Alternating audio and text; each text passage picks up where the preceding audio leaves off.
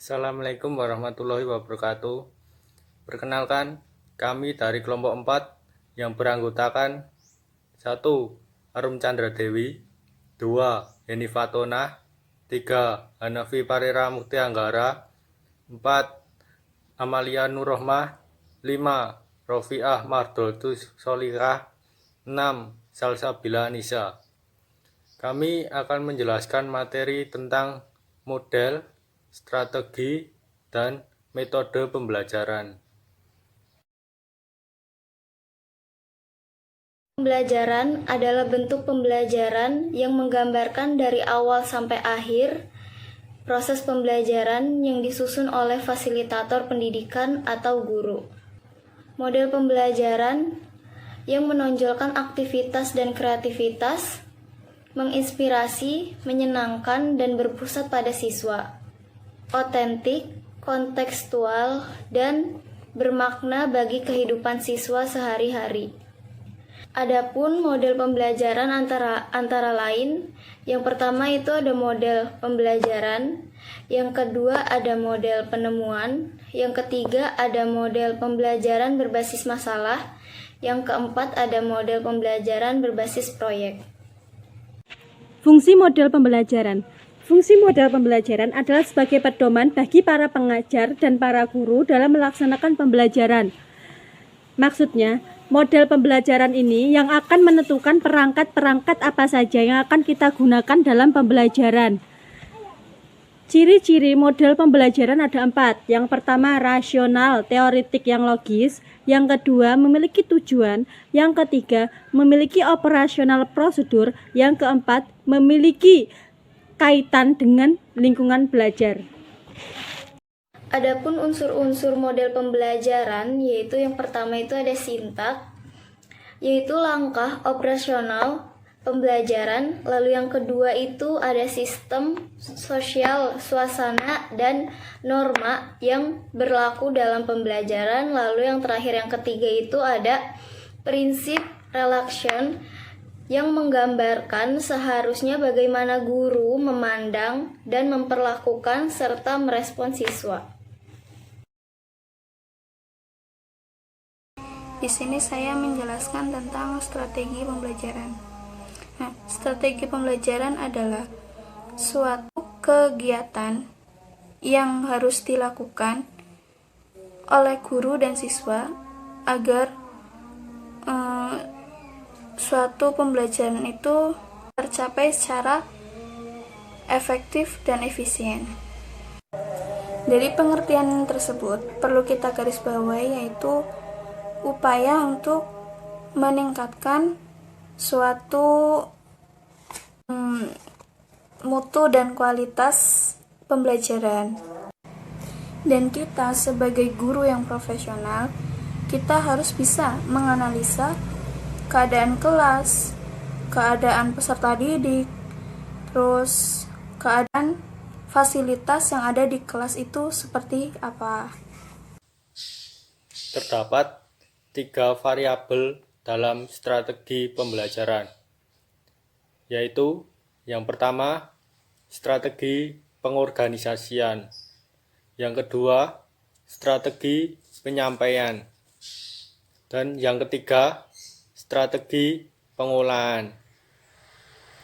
Strategi perorganisasian merupakan strategi yang berhubungan dengan konten suatu mata pelajaran. Kedua yaitu strategi penyampaian. Strategi penyampaian merupakan strategi berkaitan dengan penyampaian dari suatu materi pembelajaran tersebut. Yaitu strategi pengolahan yang berhubungan dengan peran guru dalam menata interaksi antar siswa dengan variabel lainnya.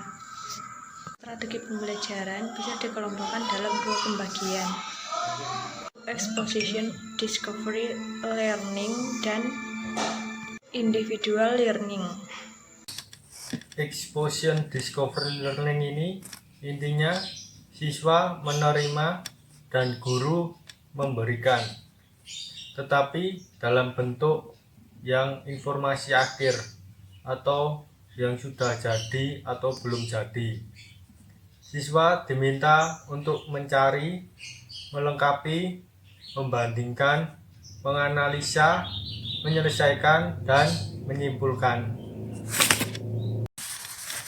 Grup individual learning maksudnya untuk menjawab permasalahan keaktifan siswa dalam discovery learning.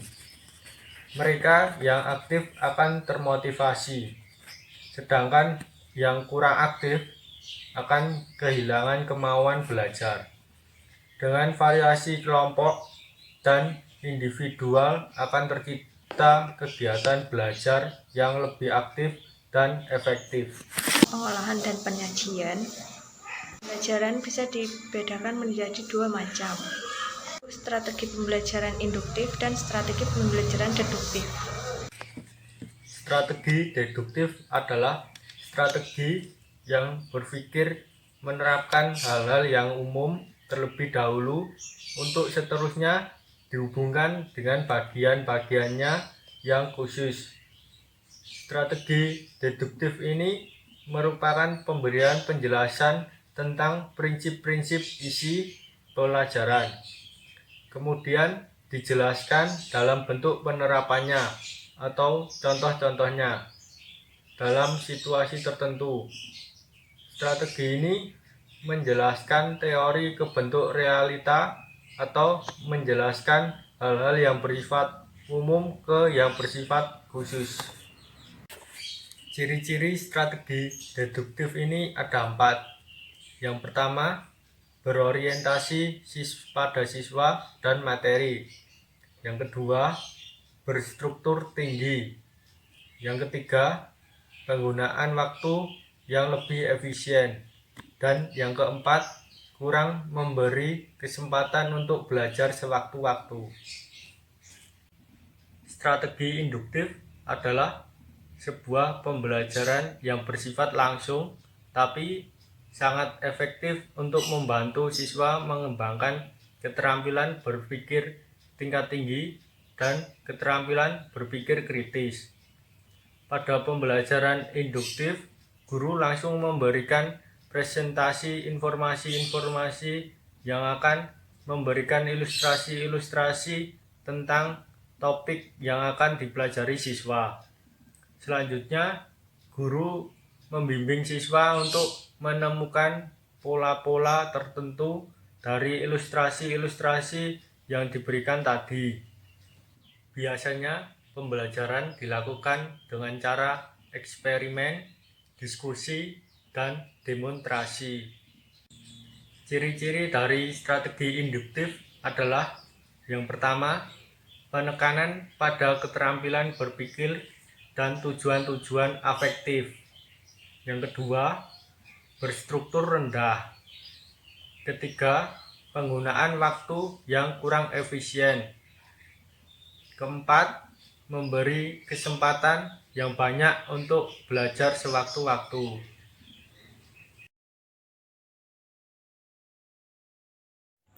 Metode pembelajaran. Metode pembelajaran diartikan sebagai cara yang digunakan untuk mengimplementasikan rencana yang sudah disusun dalam bentuk kegiatan nyata dan praktis untuk mencapai tujuan pembelajaran. Terdapat beberapa metode pembelajaran yang dapat digunakan untuk mengimplementasikan strategi pembelajaran, yaitu diantaranya yang pertama, ceramah, yang kedua, demonstrasi, yang ketiga, diskusi, yang keempat, simulasi, yang kelima, laboratorium, yang keenam, pengalaman lapangan, yang ketujuh, debat, dan sebagainya.